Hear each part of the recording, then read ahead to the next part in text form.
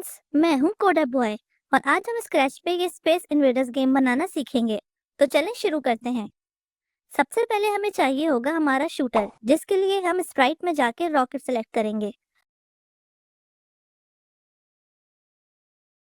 इसका साइज थोड़ा छोटा कर लेते हैं। अब हम क्या चाहते हैं कि रॉकेट स्क्रीन के नीचे वाले हिस्से में ही रहे और सिर्फ लेफ्ट और राइट मूव करे।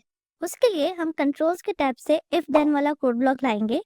अब सेंसिंग के टैब में की प्रेस वाला कोड ब्लॉक लाएंगे और इसके होल्डर में इंसर्ट कर देंगे।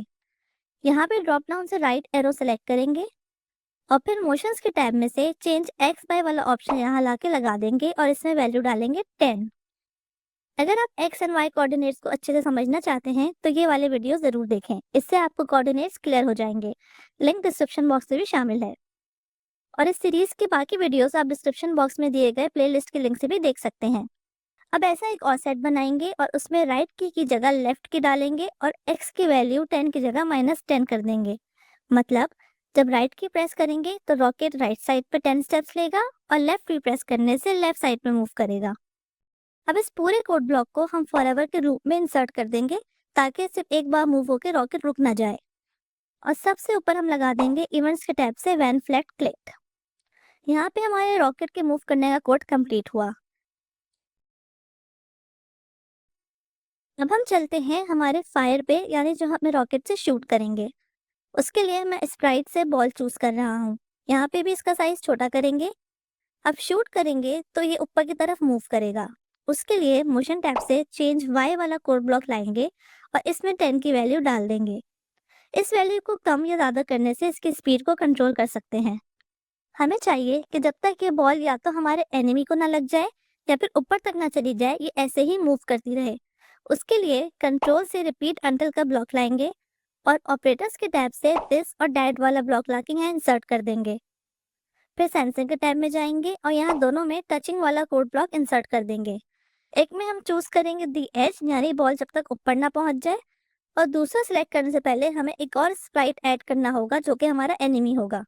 तो हम एक अपना स्प्राइट ऐड कर लेते हैं जो हमारा एनिमी है। हम यहाँ पे अपने स्प्राइट्स के नेम चेंज कर लेते हैं ताकि हमें आसानी रहे। अब वापस हमारे फायर के स्क्रिप्ट में आके ड्रॉप डाउन में से एनिमी वाले का स्प्राइट ऑप्शन चूज कर लेंगे। अब इस लूप के बाहर हम लुक से हाइट का ब्लॉक लगा देंगे ताकि जैसे ही स्प्राइट किसी एज या किस एनिमी को टच करता है तो लूप खत्म हो जाता है। अब हाइट करने हैं तो पहले शो भी तो करेंगे। उसके लिए मोशन से गो टू वाला कोड ब्लॉक लेकर आएंगे और उसमें रॉकेट वाला ऑप्शन सेलेक्ट कर लेंगे और उसके नीचे शो का ब्लॉक लगा देंगे और इस पूरे को हम रिपीट वाले लूप के ऊपर ज्वाइन कर देंगे। अब इस गेम में हम चाहते हैं कि जब मैं फायर करूं तो कुछ सेकंड्स बाद एक और फायर हो, यानी एक क्लिक से दो फायर हो कुछ देर के टाइम डिफरेंस से। इसके लिए हम क्लोनिंग को यूज करेंगे। आगे बढ़ने से पहले हम क्लोन के कॉन्सेप्ट को समझ लेते हैं। यहाँ कंट्रोल के टैब में 3 क्लोन के ब्लॉक्स आ रहे हैं। क्रिएट क्लोन में हम सेम स्प्राइट या किसी और स्प्राइट का क्लोन यानी कॉपी या डुप्लीकेट बना सकते हैं। डिलीट क्लोन से हम कॉपी को डिलीट कर सकते हैं, ओरिजिनल स्प्राइट इससे डिलीट नहीं होता है। और व्हेन आई स्टार्ट क्लोन वाला ब्लॉक तब स्टार्ट होता है जब एक क्लोन क्रिएट होता है। हर क्लोन अपना स्क्रिप्ट अलग से चलाता है, यानी यहाँ पे हम क्लोन को बताते हैं कि उसको क्या एक्शन करना है, मूव होना है, शो होना है या हाइड होना है, एक्सेट्रा। चलें, तब हम व्हेन आई स्टार्ट क्लोन वाला ब्लॉक लाएंगे और लुक्स के टैब से हाइड वाला ब्लॉक यहाँ लगा देंगे ताकि क्लोन जब तक करेक्ट जगह पे नहीं पहुंचता तब तक वो स्क्रीन पे दिखाई ना दे। और आखिर में डिलीट दिस क्लोन ब्लॉक आता है ताकि क्लोन खत्म हो जाए। आइए इस पूरे कोड को एक बार रिव्यू कर लेते हैं। When I start as a clone block से कोड स्टार्ट होता है। ये बताता है कि क्लोन के क्रिएट होते ही क्या काम होने वाला है और यहाँ पे वो काम क्या है, इसको हाइड होना है। हाइड क्यों कर रहे हैं? ताकि वो अपनी सही पोजीशन पे जाकर ही विजिबल हो। जब क्लोन सही पोजीशन पर आ जाता है तब भी हम उसे स्क्रीन पर दिखाते हैं शो के कोड से। फिर हम रिपीट हैंडल का लूप यूज करते हैं। लूप का काम है कि शूट को मूव करते रहना जब तक कि वो किसी एज को या एनिमी को टच नहीं करता। लूप के अंदर चेंज y बाय 10 का ब्लॉक है ताकि वो ऊपर की तरफ मूव करता रहे। जैसे ही हमारा फायर किसी एज या एनिमी को टच करता है लूप खत्म हो जाता है और वो हाइड हो जाता है और आखिर में पूरा क्लोन डिलीट हो जाता है। तो दोस्तों, इस तरह हम एक क्लोन क्रिएट करते हैं और उसका मूवमेंट हैंडल करते हैं। अब वापस चलते हैं रॉकेट स्प्राइट में और यहाँ हम ऐड करेंगे फायर का क्लोन कब और कैसे आएगा। इवेंट्स के टैब से वन की प्रेस वाला ब्लॉक लाएंगे और ड्रॉप डाउन से स्पेस सेलेक्ट करेंगे क्योंकि हम इसी से अपना शूट करेंगे। फिर रिपीट का ब्लॉक लाएंगे और इसमें वैल्यू डालेंगे 2। इसके लूप में हम ऐड करेंगे क्रिएट क्लोन का ब्लॉक और इसमें फायर सेलेक्ट कर लेंगे और इसके नीचे आएगा वेट का ब्लॉक जिसमें हम टाइम रखेंगे 0.5 सेकेंड। यानी जब भी हम स्पेस बार प्रेस करेंगे 2 बुलेट्स फायर होंगे और उन दोनों में थोड़ा सा टाइम डिफरेंस होगा जो कि 0.5 सेकेंड्स का होगा। आइए इसे टेस्ट कर लेते हैं। चले अब एनिमी की कोडिंग की तरफ चलते हैं। सबसे पहले व्हेन फ्लैग क्लिक वाला कोड ब्लॉक आएगा। हमें चाहिए कि उसकी पोजीशन हॉरिजॉन्टल लाइन पे तो कहीं भी रहे पर वो हमेशा ऊपर से नीचे आए। उसके लिए मोशन के टैब से go to X and Y वाला ब्लॉक लाएंगे। वाई में तो हम 170 डाल देंगे ताकि वो ऊपर से नीचे आए, पर एक्स के लिए हम जाएंगे ऑपरेटर में और वहां से पिक रैंडम वाला ब्लॉक लाएंगे और एक्स की दोनों वैल्यू डाल देंगे, लेफ्ट के लिए -200 और राइट के लिए 200। और इस पोजीशन पे आने के बाद वो शो हो तो इसके लिए शो का कोड ब्लॉक लगा देंगे। अब हमें चाहिए कि एनिमी हमेशा ऊपर से नीचे की तरफ आए और जब भी वो नीचे पहुंच जाए तो दोबारा ऊपर से किसी रैंडम पोजीशन से आए। उसके लिए हम चेंज वाई वाला ब्लॉक लगाएंगे और वैल्यू डाल देंगे -5। -5 क्यों? क्योंकि ऊपर से नीचे आना है। फिर इफ का कोड ब्लॉक लगाएंगे और इसमें ऑपरेटर्स के टैब से लेस देन वाला कोड ब्लॉक लगाएंगे। लेफ्ट वाले में हम मोशन के टैब से वाई पोजीशन वाला ब्लॉक डालेंगे और वैल्यू में -170 और इसके नीचे same go to X and Y वाला कोड ब्लॉक लगा देंगे।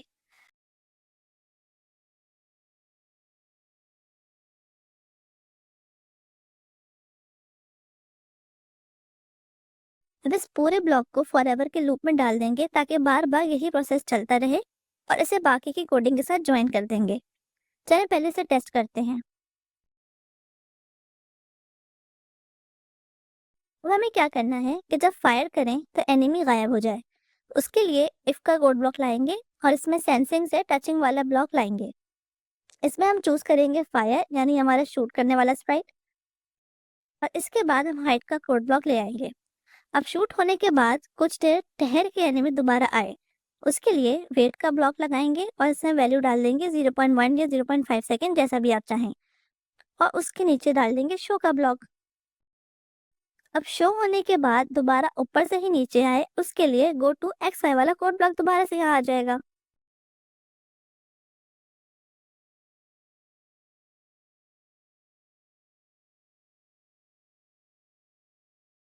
चलिए इसे टेस्ट करते हैं।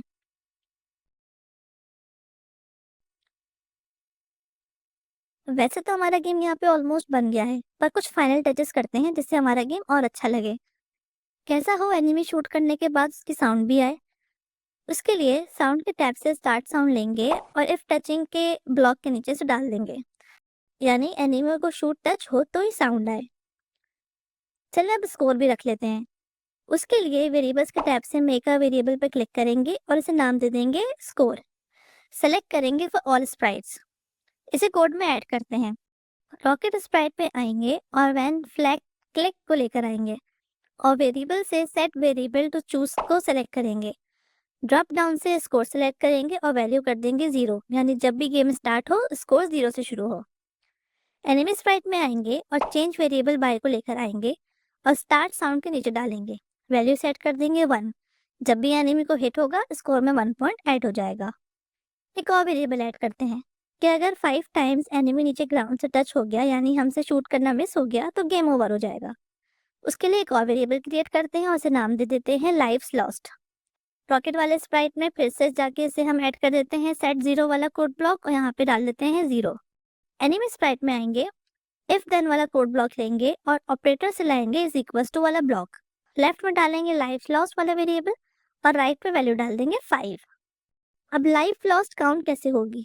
उसके लिए हम चेंज वेरिएबल वाला कोड ब्लॉक लाएंगे और इसे इस जगह पे फिक्स कर देंगे, यानी कि काउंट होगा अगर एनिमी शूट नहीं हो सका। 5 टाइम्स अगर एनिमी हमसे हिट करना मिस हो गया तो एक मैसेज ब्रॉडकास्ट होगा गेम ओवर का। उसके लिए हम इवेंट के टैब से ब्रॉडकास्ट मैसेज वाला ब्लॉक लाएंगे और यहाँ पे एक न्यू मैसेज ऐड करेंगे गेम ओवर। और जब गेम ओवर हो जाए तो ये एनिमी मूव करना बंद कर दे उसके लिए स्टॉप वाला कोड ब्लॉक लाएंगे और दिस स्क्रिप्ट के ऑप्शन को चूज कर लेंगे। एक न्यू स्प्राइट लाते हैं। मैंने लाइन वाला चूज किया है। कॉस्ट्यूम में जाकर इसे एडिट करेंगे और इसको इरेज कर देंगे। और यहाँ पे हम ऐड करेंगे अपना टेक्स्ट।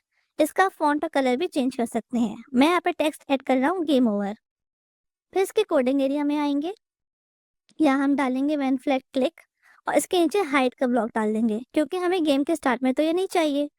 उसके बाद हम एक और कोड ब्लॉक डालेंगे व्हेन आई रिसीव मैसेज वाला ब्लॉक और ड्रॉप डाउन से गेम ओवर को सिलेक्ट कर लेंगे और उसके नीचे शो का ब्लॉक डाल देंगे। यानी जब 5 लाइव्स खत्म हो जाएंगी तो एक मैसेज ब्रॉडकास्ट होगा कि गेम ओवर हो गया है और जब इसे सिग्नल मिलेगा तो ये स्प्राइट शो हो जाएगा।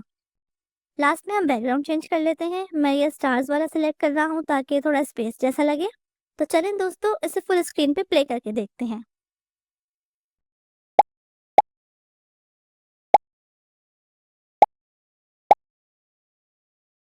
देखा आपने, जैसे ही मैं एनिमी को हिट कर रहा हूँ एक शॉट से 2 फायर हो रहे हैं और एनिमी को हिट करने पे एनिमी गायब भी हो रहा है, साउंड भी आ रही है और स्कोर भी काउंट हो रहा है। अब देखते हैं अगर 5 मिस हो जाएं तो क्या होगा। तो दोस्तों, कैसा लगा आपको ये स्पेस इन्वेडर्स गेम? उम्मीद है आपको पसंद आया होगा और आप सब इसे ट्राई करेंगे और अपने दोस्तों के साथ एंजॉय करेंगे। मिलते हैं अगली वीडियो में, तब तक के लिए गुड बाय।